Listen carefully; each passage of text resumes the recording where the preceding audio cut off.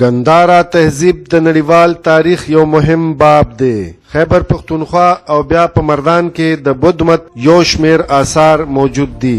جمالګری کندرات کې د هنداره آرټ نمائندګي کوي نو د خپل زړه راښکونکي جغرافي په ننداره کې د ژوند هنداره هم جوړیږي. په سونو سیلګری که د انساني شاهکار آثار ګوري نو د فطرت انګیزه نه هم مزه اخلي. په اخترونو کې خودلته کې میله ولګي. د هر طبقه او هر عمر وګړي د کندراتو مخه وکړي. خو سیلګری د اسانو پاړه باندې ګیلمن دي. منې زه خوراک وکم څه شاپره وغیره نو هغه مو په خپل ځای وغوردم. بیا نور چې کوم دی نو هغې هلته کې یو غټ مسله داره چې کوم ځای کې خوراک وشي نو هغې په خپله باندې انسان مجبوره کوي چې ته به چې کوم دی نو هغه سیز په ډسټبین وغیره کې غورځوي.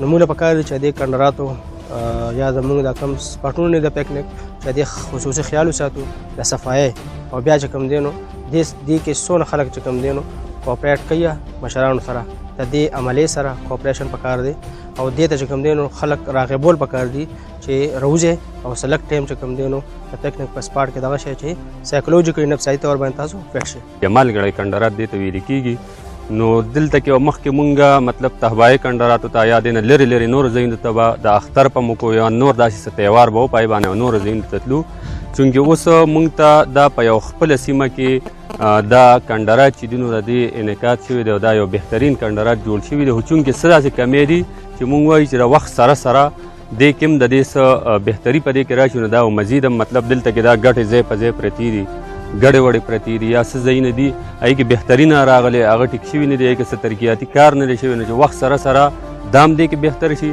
نور داسې د صفایۍ حوالې سره هم دلته کې که چېرته د ډسبینو انعکاس هم وشو چې ځای په ځای د واړه چې دي دا بوتلې یا دا شاپرې یا دا ګندونه ځای په ځای باندې غورځوي نو دا به زموږ دپاره یو ډېره بهترینه خبره چې د صفایۍ هم دلته کې ډېر بهترین طریقې سره خیال ساتلی کېږي. زه د حکومت نه دا مطالبه کوم چې دې علاقې ته چې کوم دی نو د ترقۍ په سترګه باندې وګوري. دلته چې په دې علاقه کې چې کوم دی دا کندرات دي سیلانیان خلک ټول راځي چې دلته فیسیلیټیز ورکړي.